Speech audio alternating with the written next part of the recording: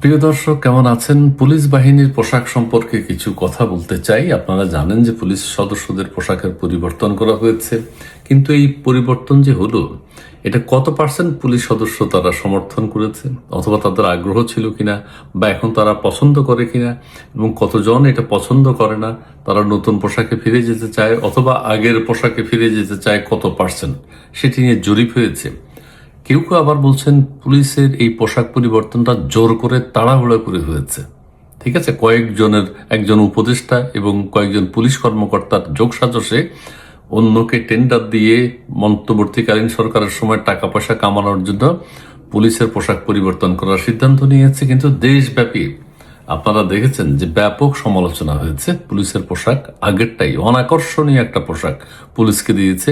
পুলিশকে পুলিশই বলা হয় না, পুলিশের নিজেদেরও এই পোশাক পরলে ভালো লাগে না। তারা কি করতে চায়? এই পোশাক থেকে আগের পোশাকে ফেরত যেতে চায়। রাষ্ট্রের বেশ কিছু টাকা এর মধ্যে ক্ষতি হয়ে গেছে, তারা অতীতের পোশাকে ফিরে যেতে চায়। 2004 সালে বিএনপি সরকারের সময় একবার পুলিশের পোশাক পরিবর্তন করা হয়েছিল, সেটাই বিগত পোশাকটাই ছিল। অন্তর্বর্তীকালীন সরকার আসছে টুপাচ কামানোর জন্য, কিছু ব্যক্তির স্বার্থ সিদ্ধির জন্য পুলিশকে, পুলিশ বাহিনীর মতামত যাচাই না করে, মতামত না নিয়ে জোর করে পুলিশের সদস্যদের পোশাক পরিবর্তন ঘটিয়েছে। আমি সমকাল পত্রিকার শিরোনামটা একটু পড়ি। জরিপের ফলাফল কি? কারা নতুন পোশাক চায়, কত পার্সেন্ট নতুন পোশাক চায়, কত পার্সেন্ট আগের পোশাকে ফিরে যেতে চায়, কত পার্সেন্ট অন্য তৃতীয় একটা পোশাক চায়, সেটাও বেরিয়ে এসছে।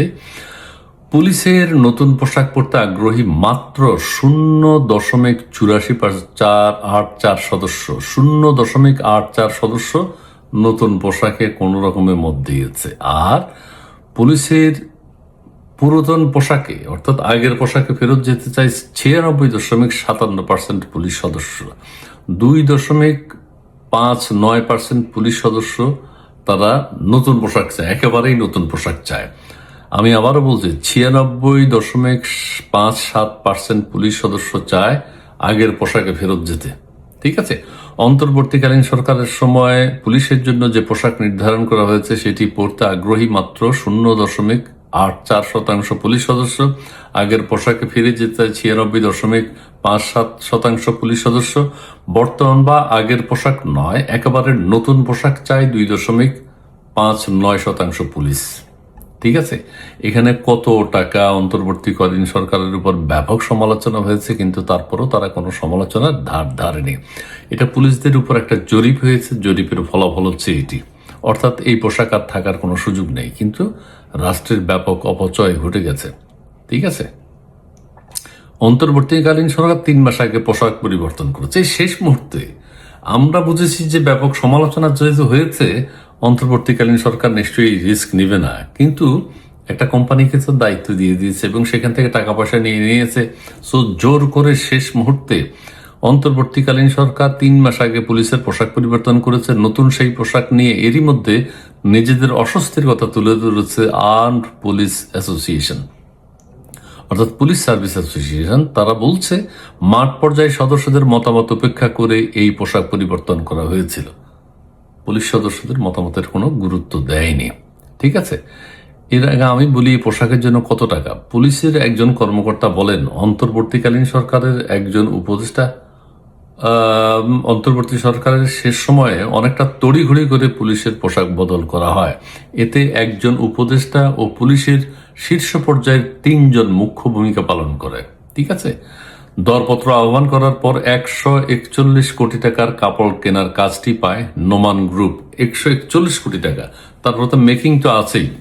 বিভিন্ন আরো এই প্রতিষ্ঠানের চেয়ারম্যানের বিরুদ্ধে দুর্নীতি দমন কমিশনে অজ্ঞাত আয় বহির্ভূত সম্পদের মালিক হওয়ার অভিযোগ রয়েছে। আহা, 21 বছর আগে একবার পুলিশের পোশাক পরিবর্তন করে এই যে পোশাকটা, গত যে পোশাকটা ছিল, পোশাকটা বেশ আকর্ষণীয় ছিল।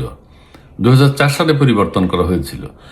এখন যেহেতু মতামতটা পরিবর্তনের পক্ষে, আগের পোশাকে ফেরত যেতে চায়, সেহেতু এটাই হবে, এটাই হবে। ঠিক আছে, অনেক কিছু লিখেছে, সবকিছু আমি আর পড়লাম না। তবে পুলিশের এই পোশাক কোনোভাবেই সুখকর নয়, কোনোভাবেই ভালো লাগে না, কোনোভাবেই পুলিশদের সাথে যায় না। ঠিক আছে, পুলিশের এই পোশাক পরিবর্তন করা হোক, জাহাঙ্গীর সাহেবকে রিমান্ডে আনা হোক, কারা কারা জড়িত, কোন উপদেষ্টা জড়িত, এবং পুলিশ প্রশাসনের যে 3 জন আছে তাদের কাছ থেকে এই টাকা উদ্ধার করা হোক। জি, আপনারা সবাই ভালো থাকবেন। ধন্যবাদ।